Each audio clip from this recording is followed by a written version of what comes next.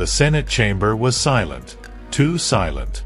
Cameras rolled, pens hovered above notepads, and all eyes locked on one exchange that would soon ignite the internet.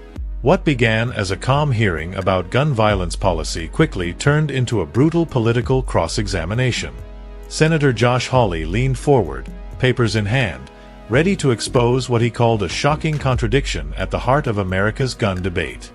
He thanked a witness, then turned sharply toward another. "Mr. Jackson," he began, his tone precise, almost surgical, "you were Deputy Director in the Biden White House for gun violence and a Special Assistant to the President, correct?" A simple, "Yes, sir," followed, measured, respectful. But Hawley wasn't here for small talk. He was here for revelation. Within seconds, the senator drew the lines of battle. A political advisor tied to the Community Justice Action Fund, a group that, according to its critics, had championed the idea of defunding the police. The questioning grew relentless. "Do you disclose your donors?" Hawley asked. "Yes," Jackson replied. "You're funded by Tides Advocacy, a George Soros-backed group?" "They're our fiscal sponsor," came the calm answer. But Hawley pressed harder. "So you're a subset of that organization which he helps to fund, right?" The temperature in the room rose. A flicker of tension crossed Jackson's face. The senator's voice carried that prosecutor's rhythm, the kind designed to corner rather than converse. And when Hawley finally paused, he dropped the phrase that would echo through headlines. "Let's talk about this report you authored, a policymaker's playbook that literally advocates defunding the police." For a moment, silence again. Then the rebuttal, "I have never stood with defunding law enforcement." But Hawley already had the report open. He read aloud, "The long-term goal is to fundamentally reimagine how the state serves its citizens.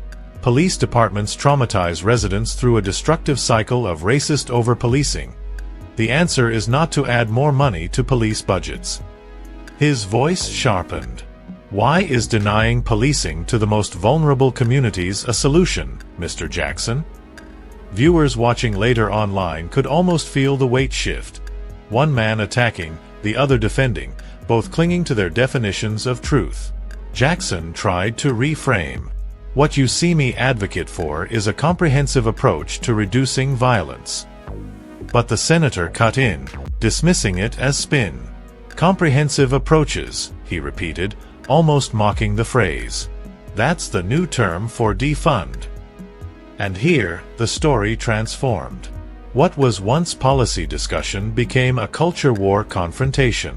The issue wasn't just crime or policing, it was trust. Could someone who had once spoken about reimagining policing now claim to champion law enforcement? Hawley didn't think so. "Your own report recommends it on page after page," he insisted. "Do you renounce this report?" Jackson responded with restraint, "I led the efforts to invest $42 billion in law enforcement." But Hawley was unrelenting. "You advocated defunding the police as executive director of an organization you still lead. Never seen you advocate for it directly? It's right here." That was the moment the debate shifted from documents to ideology. The senator flipped to another section, reading aloud phrases that sounded, to his supporters, like satire. "Invest in safe space initiatives led by lesbian, gay, bisexual, two-spirit, trans, and gender non-conforming people." Then came the viral line, "What is two-spirit, Mr. Jackson?"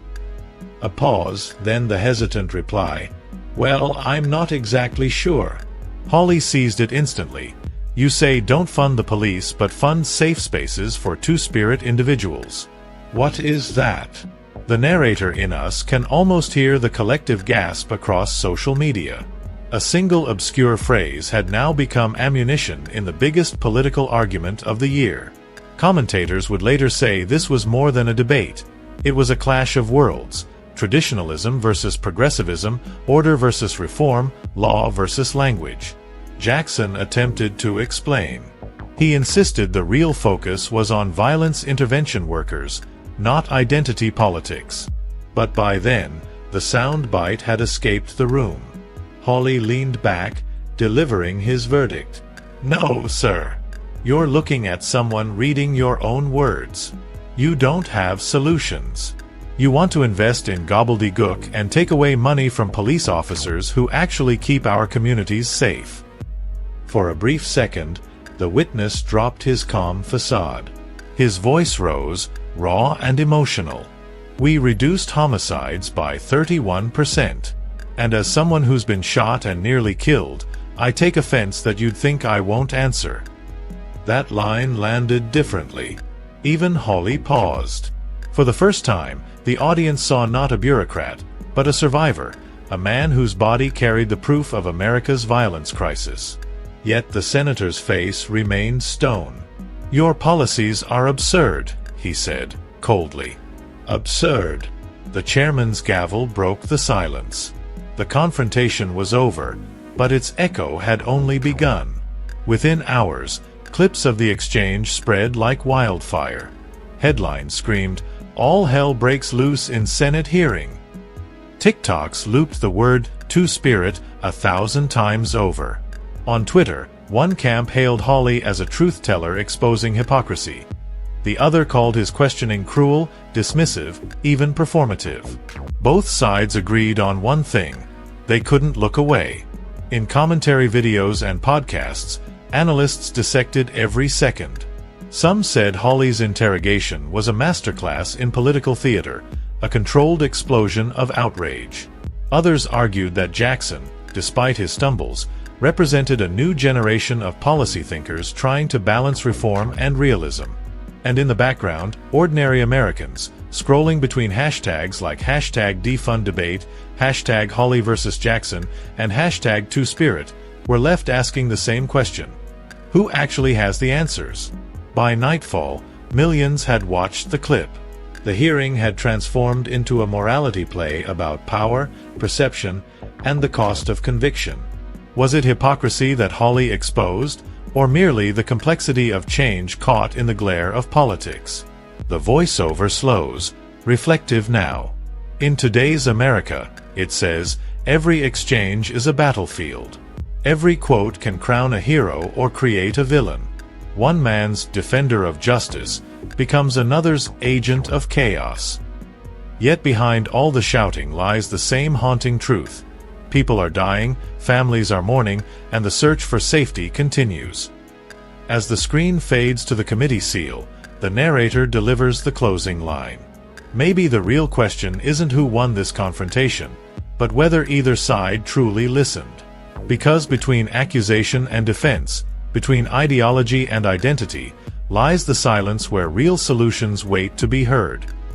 Then, one beat of silence. A final cue. Stay informed.